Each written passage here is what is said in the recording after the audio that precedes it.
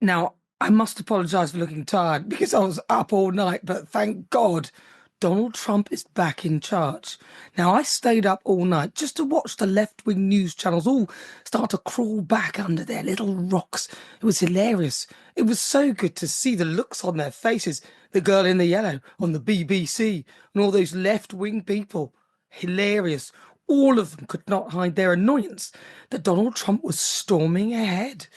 Keir Starmer, David Lammy. I mean, what was it that David Lammy called Donald Trump? A neo-Nazi sympathising sociopath. And the likes of Carol Vorderman, Gary Lineker, not a word, but if only I could see their faces as well. How terrible. A felon in the White House. I mean, hardly. They were trumped up charges that no other incumbent has had to endure. Otherwise, Sleepy Joe, Hillary Clinton, they would all have some sort of conviction as well. It was all ludicrous. Prime Minister Sir Keir Starmer has tweeted his congratulations to Donald Trump on his historic election victory. And David Lammy, less said about him, the better. What an embarrassment. Control has finally been taken out of the hands of the woke globalists who did everything that they could to ensure that Trump couldn't secure a second term. It was frightening. They were that brazen to try and stop him this time round that in the end they didn't even bother with the disguise. I'm sorry, but I actually believed Donald Trump when he said that the election was stolen. I can remember the previous one because, of course, odd things happened during the counting of votes and postal voting was unprecedented because of COVID. In my view, something wasn't right. I couldn't put my finger on it, but this time round, they tried to take him down using lawfare. The Democrats literally threw everything but the kitchen sink at Donald Trump, using every legal tool in the book in an attempt to keep him out of the White House. An orchestrated campaign dubbed as lawfare, which is basically political battles that are waged in a courtroom. I mean, it was off the scale. It was in overdrive.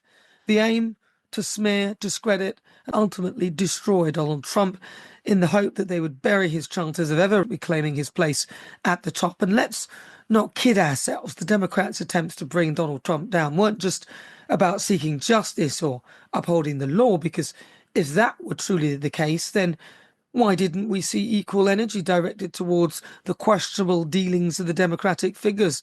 No, their laser focus was on Donald Trump and Donald Trump alone, and the lengths that they were willing to go made it clear that this was politically motivated.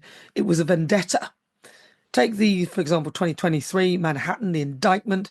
New York District Attorney Alvin Bragg, he launched a criminal case against Donald Trump for alleged hush money payments to Stormy Daniels, an issue that surfaced well before Donald Trump even ran for office. Suddenly, though, it was resurrected with all the vigour of a 2024 campaign, an initiative painting Trump as a criminal in prime time for the nation to see. Not only was the timing questionable, but the legal basis was wafer thin. It relied on complex interpretations to make the case sound plausible. Experts across the legal spectrum questioned the strength of the charges, but it didn't really matter because the spectacle was the point. The Democrats got the photo op that they wanted. Donald Trump, of course, used it as a PR opportunity. He was hauled into court. There was also the case in Georgia, where Donald Trump faced charges for challenging the 2020 election results. Let's be clear, questioning election outcomes is hardly new in America. Political leaders, Democrats have done this repeatedly, from 2016 to the countless cries of the Russian interference. But suddenly, when Donald Trump raised concerns, he was hit with racketeering charges. I mean, the double standards couldn't have been more blatant.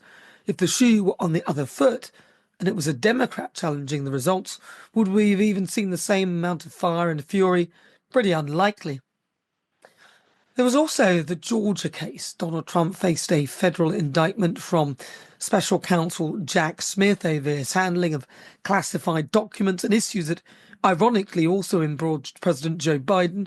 Biden, who was found to have classified documents in his possession too, and former Secretary of State Hillary Clinton. Her use of private email server to handle classical material led to no illegal repercussions yet. When, of course, it was Donald Trump, he faced a mountain of charges from actions that his political opponents also committed. For Trump, there were handcuffs, there were courtrooms. For others, nothing but stern words and shrugs. It was unprecedented. And of course, who can ignore this civil suit in New York by Attorney General Letitia James, who accused Donald Trump and his company of fraud, aiming to break his business empire. Now, she campaigned on taking Trump down, making no secret of her intent to use her office as a weapon against him. In any fair legal system, such open bias would be grounds for concern. But in America, led by the Democratic leaders, they wielded the justice system like a bludgeon, turning their personal grievances into high-stakes legal battles.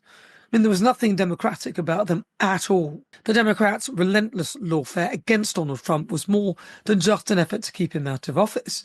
It was actually a coordinated strategy to obliterate him. Thankfully, it didn't work. They wanted to obliterate him personally, politically, and financially. They aimed to poison his reputation, drain his resources, and demoralize his supporters. Donald Trump fought back. He insisted that these attacks, which ultimately only fueled his determination, were unprecedented and unfair. Well, they failed. The American people saw through this legal charade. The Democrats weaponized the courts, and of course the people weren't impressed. I mean, what made it worse was that freedom of speech and, in their view, democracy was under threat, because if they could do that to somebody as powerful and as rich as Donald Trump, then the ordinary man or woman in the street had literally no chance against this cabal. There was no end to people trying to destroy Donald Trump. In the run-up to the election, Trump literally dodged a bullet. The incident took place during a private event where Donald Trump was greeting supporters. Just as he turned to shake hands, the would-be assassin fired the shot, and the bullet aimed directly at Donald Trump's head, missed by a whisker. Witnesses say that it was over in a flash. Donald Trump barely flinched, and the bullet left only a faint scorch mark on the wall. Of course, others died, which was tragic. His response, a shrug, a smirk, and a quip to his security team about needing a better aim if they're coming for me. This iconic picture went viral, and America fell even more in love with Donald Trump because, in true Trump style, he quickly turned the terrifying moment into a rallying cry, a PR opportunity to get more support. But according to sources, he told those close to him that they can try, but they can't keep me down. Not now, not ever. And just like that, he brushed it off, and the moment was gone. Most people would be shaken, but he wasn't stirred. It's hard not to admire his resilience. Say what you will, but he was utterly unfazed by everything, even dodging death itself. The attempted assassin was promptly arrested, and Donald Trump was undeterred. He went right back to campaigning.